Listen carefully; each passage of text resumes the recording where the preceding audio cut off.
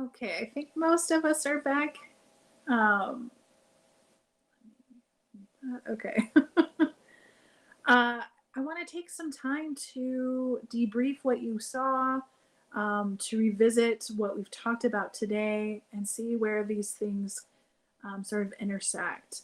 So, just to get us started, I'd love, and I realize with this big of a group of people, it may be difficult to have an actual conversation. So let's utilize our chat box. That might be the best way for us to carry on this conversation in a way that allows us all to share equally. So I'd like to hear your initial impressions of what you saw in a CLIL classroom in terms of just in the scope of what we've talked about today with what CLIL is, the SIOP model, and the things that you saw in the classroom. So maybe talk about your general impressions of the of this video, of this lesson.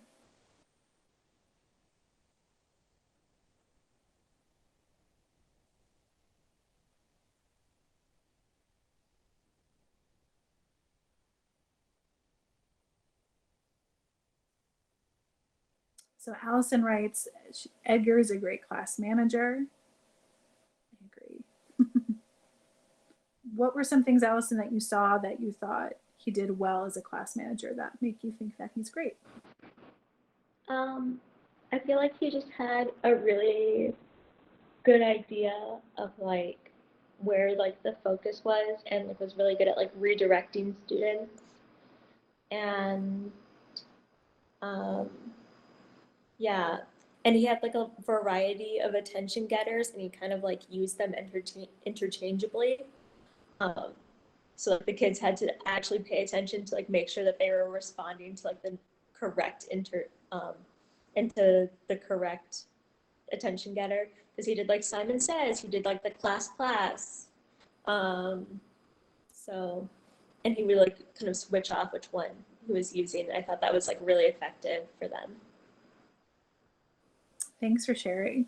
Yeah, Brittany writes, that's what I was thinking. His management techniques were on point. Danny writes, I like how he made the lesson more engaging by allowing the students to interact with each other while practicing concepts. So this is touching upon the things we talked about in the SIOP model as well, of how in doing some of these things, like creating interaction for our students, we're allowing them to get engaged, we're allowing them to be excited while they're learning, and they're working towards those concepts that we've outlined as being key concepts to the lesson. And Laquan writes, was super impressed with his creative ideas and ways to grab class's attention with his songs and chants. So I think that speaks to more of that classroom management that you were talking about, Allison. Allison also writes, I love the rock, paper, scissors game. It was so cute. For those of you, I think we all realize rock, paper, scissors is like a classic standby. A lot of kids here know how and love playing it. And so, in using it in a way, incorporating into this activity something that they already knew, that was one less thing that he had to teach, but was able to use it to reach his objectives and reach his um, concepts in the class. Jason writes, I thought it was great and delivered well, lots of body language to keep students engaged and active, and then using that body language for pair and group work. Denny writes, I liked how he used hand motions along with vocabulary and used a lot of repetition. Yeah, these are key points too. Melody writes, I'm surprised at how much English was in the lesson. Sometimes he spoke kind of quickly too. Um, that didn't let, they didn't do any translating, and it didn't seem like she needed it either. I wonder how much previous English these students got and what point in the semester that video was taken. So that's a really good point, Melody. We didn't hear really any Chinese except maybe between the student to student interaction. And at that, you had to really strain. These students, this was taken back in March. So Edgar had been teaching, I think this was his sixth week 6 of the semester, and working with that teacher. Um, and this is a bilingual school, and I do believe that the program had been there for some time. So I believe the teachers that he was working with had some familiarity and some yeah, seemed to be somewhat comfortable depending on the teacher and their use of CLIL techniques in the classroom. So that's a good point. But he was fairly new with these students, and so I think that goes to show that even if you are an assistive role, there's ways for you to still be effectively incorporated in the classroom. Emily Leo's writes, I liked how he used modeling to teach and introduce activities to students, including using students in the modeling itself. Yeah. And Teresa writes, his voice inflections throughout the class seem to help students to stay engaged. So these are all great things that you're pointing out. Let's take a moment and go back to our rubric and just see if we're looking particularly at practice and application, how we would rate how these teachers work together in hands-on materials and manipulatives. So feature 20, providing for students to practice new content knowledge. Would you say that there was evidence of this, and to what degree would you give it? So if you want to put the number that you would give this in the comment section, or if you would prefer just showing me, actually, let's just do it with fingers. So if you would give it a 0, a 1, 2, 3, or 4 for feature number 20. I'm seeing some 4s. Okay. Does anybody care to elaborate?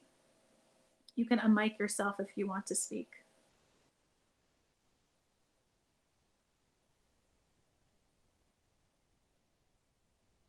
I'm giving you wait time, so. No? Okay, how about 21? How would we rate this lesson for activities provided for students to apply content and language knowledge in the classroom? Would you give it a 0? How would you rate this?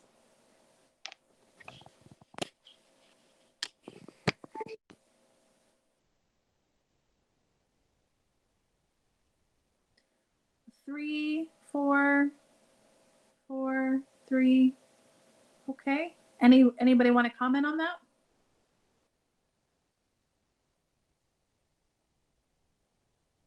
I'll say something. Okay. So I saw a couple of things. One was the written activity towards the end where they had to spell out the different phases. 1, 2, 3, 4. There was that part where they had to cut out the photos and I think probably match them to phase 1, 2, 3, 4.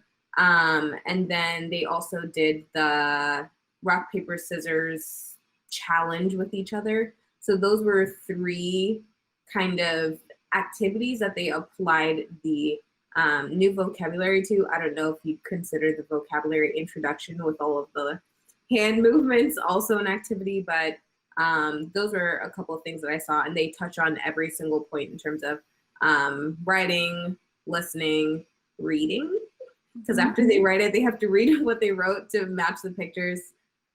So I think that fully satisfied. Yeah, thanks for explaining that, Brittany. Appreciate it. Anybody who gave him a 3 want to clarify that, like why you felt it was a 3? I'm not trying to put anybody on the spot either. Okay, let's take a look at number 22, feature 22. Activities integrate all skill language levels. So Brittany touched upon this, but show me how you would rate this lesson in terms of evidence of this. Would you give it a 1, 2, 3, 4? Okay, I see some 3s, I see some 4s. I think what's challenging is when you are working with younger grades, there might be some skills that haven't developed yet, such as reading, right? And so some things might not be as prominent, but I think that's where we have to really look at what's appropriate to the age level and the proficiency level. But I'm glad that you were able to highlight those things, Brittany, for us and show us, speak to where you saw those used in the lesson and integrated. Okay, let's talk about the actual lesson delivery. So in order for us to be able to comment on the content objectives and language objectives, although these weren't necessarily explicitly stated in the lesson, I'm curious what you think, what would you identify the content objective to be? So if you would want to speak to that, certainly just on mic, or if you would prefer to write it in the comments, that works as well.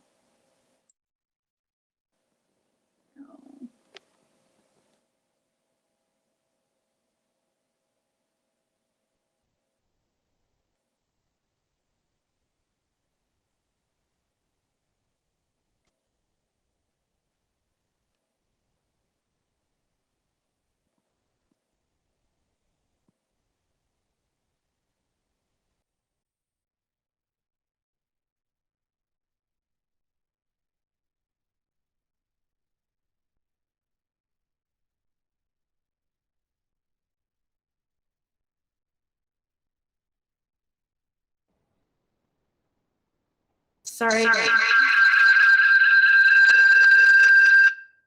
about that.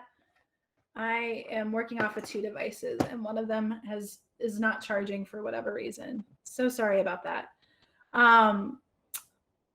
So just to continue the conversation as we wind things down and go back to that content objective. So what would you say is the content objective?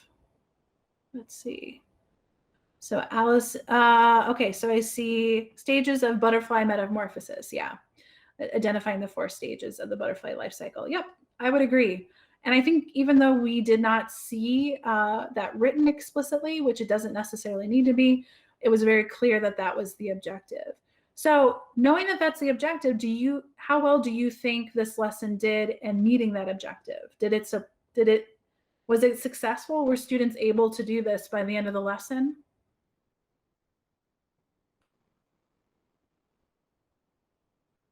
So if you agree, thumbs up. If you disagree, don't think it met it, thumbs down.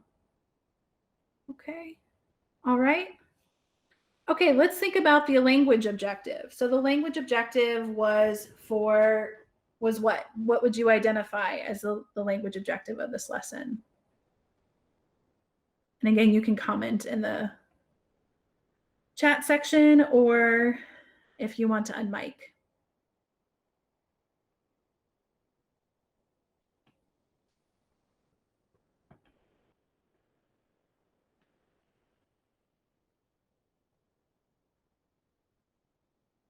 Emily writes, no, speak the words for each stage. Tara writes, butterfly metamorphosis, vocabulary. Yeah, so those 4 stages, the actual vocabulary, I would say, would be the explicit language objective that we encountered in that lesson. So tell me, thumbs up, thumbs down, do you think that that was met in the lesson? Okay. All right, and how about, oh, and Emily writes, I really think they struggled with, I can't even pronounce it, chrysalis, and already knew butterfly. So that's a good point. Some of that might be vocabulary that they already knew, and some of it's like vocabulary where, like, how often do we use chrysalis, right, in our day-to-day. But this is part of, I think, where some of the challenge with CLIL can be running content classrooms is that there might be some sort of content structure. So I believe that that was the case for this life science class where they were expected to teach about this topic. And so in doing so, you are probably having to teach language that may only be very specific to, yeah, I mean, trying to connect chrysalis to a kid's life can be a little bit more challenging. So there are certainly limitations to that. Vocabulary retention, it's a great concern, Brittany. And I think what I appreciate about this lesson is how Edgar uses a lot of repetition in a lot of different ways. Although it will be interesting in a follow-up lesson, or just to see how much was retained over time. I think that would be cool if we had evidence of that. Allison also wrote, wondering why they went with chrysalis and not cocoon. Yeah, I think cocoon is a lot easier to say. And that might be something if you encounter in your teaching. These are great conversations to have with your co-teacher about word choice, about practicality of language. Brittany explains that cocoon is apparently for moths, which is different for butterflies. Oh, I'm learning my life science here. Thanks for sharing that stuff, guys. Okay, let's get back to that rubric and address feature number 25. So students engage approximately 90 to 100% of the period. What would you say? How is this evident in the class? Would you give it a 0, a 1, 2, 3, 4? I see some 4s. Okay. Yeah, and I think I'm seeing a lot of 4s. I think that's a really big feat of teaching particularly young learners. You can see how quick they were to lose focus, and how much Edgar and his co-teacher relied on using attention getters and finding different techniques to bring and loop kids back in. Okay, and let's go back to that rubric and hit upon the final feature that we were looking at today, and that is pacing of the lesson appropriate to students' ability level. How would you rate that? 0, 1, 2, 3, 4? 4. I'm seeing some 4s, maybe a 3. What about pacing did you like, or what did you notice about it that you could take into your own practice? Since several of you made mention that pacing is an area that you want to work on this year. What were some takeaways that you could take from this lesson for yourself? I thought it was good how he kind of gave points and rewarded students that were doing really well or got it done when he wanted it to be done. So, okay, Kara's done, Johnny's done. He gave points for that. I thought there's an interesting moment too when I think there's some students that are going a little bit slower, and he was like waiting for Kyle, waiting for Johnny, waiting for Adam. And so it was kind of calling out those students in a way, which I think as a student sometimes can be embarrassing, but at the same time, getting them on track, like, okay, this should be done now. We've taken 5 minutes for this part of the lesson. So I thought that was really good. And it can backfire, I think, in some ways, but I thought the students were fine with it. It was kind of like letting them know, okay, time to be done. So I thought his pacing was really good. And there's a lot of different sections of the lesson that they wanted to do, and the pacing I thought it was really good. Yeah, I think part of his success with that is the rapport that he's also built with students. So I think part of what allows a teacher to be able to call students out in a positive way, because even positive acknowledgement can be embarrassing for some students, but I think it's because he works hard to build personal relationships with his students, and has taken great lengths to get to know his kids by name. I think he was working with like over 500 kids this last semester. So that's an impressive feat. Allison, you have your hand raised. What say you? I was just going to say, I have two unrelated comments, but one of them is related to what Danny just said. I noticed at the beginning of class, he was like, Brian, your eyes aren't on me. And then like later in the class, he was like, good job, Brian. I see that you're doing work done. And I think it's like that combination of him, like, first he kind of like reprimanded him or scolded him. And then like later in the class, he like complimented him for like being on track and like doing it well, which I think is like what you kind of need to do as a teacher. But also in terms of pacing, I really liked how they like had enough time to like play the rock, paper, scissors game. But at a certain point, he was like, okay, almost everyone's a butterfly, so we're gonna move on, because like the bulk of like the lesson was focused on the like worksheet at the end. So like he didn't like wait for everyone to be done. And I think that really gave enough time at the end for the worksheet.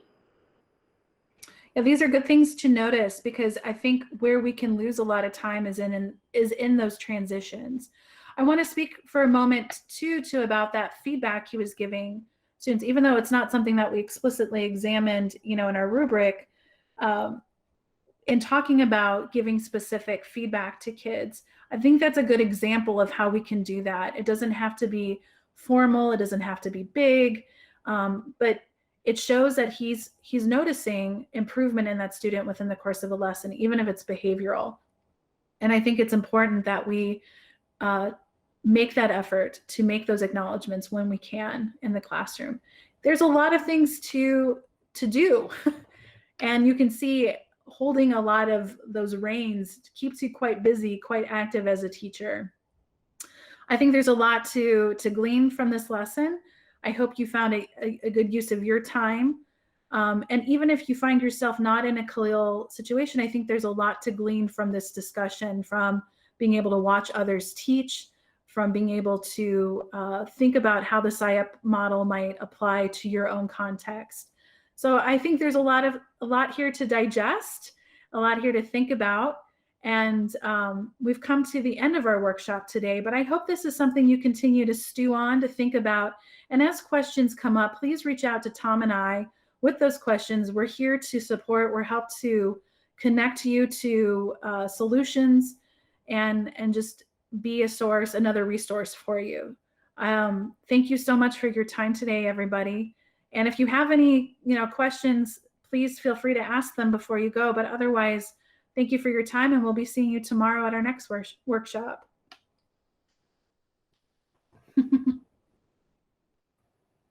Thank you, everybody.